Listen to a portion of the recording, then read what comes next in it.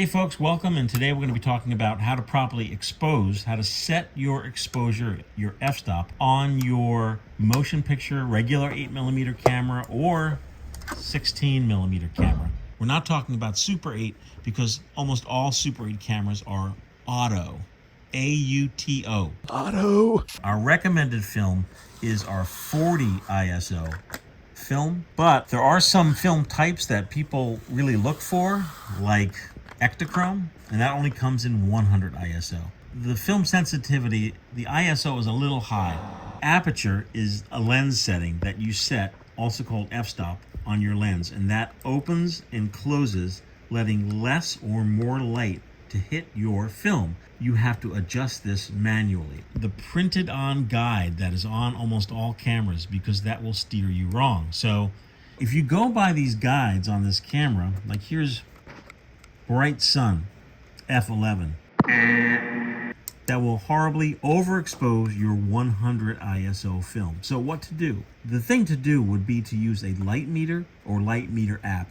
How many of you folks out there are going to use a handheld light meter or a light meter app on your phone?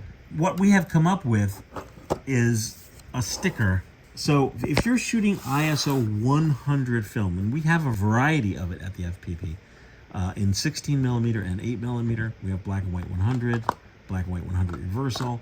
The most popular, Ektachrome 100D, 16mm 100, 16mm 100. So there's a lot of 100 ISO film. You want the lowest ISO possible. And since Ektachrome only comes in 100 ISO, we're stuck with it. So how to deal with it? Well, consult the FPP exposure setting guide.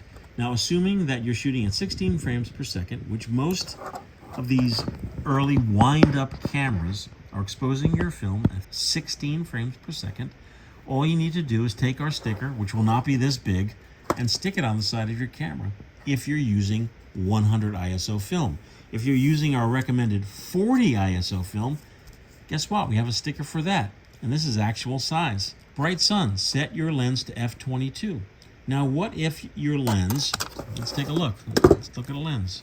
f8, f11, f16. This particular lens, f16, is the smallest aperture opening.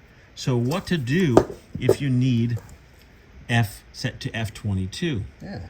If your lens is not set to f22, you need to invest, and it doesn't cost much, into a set of ND filters. An ND filter is a little filter that you hold over your camera lens.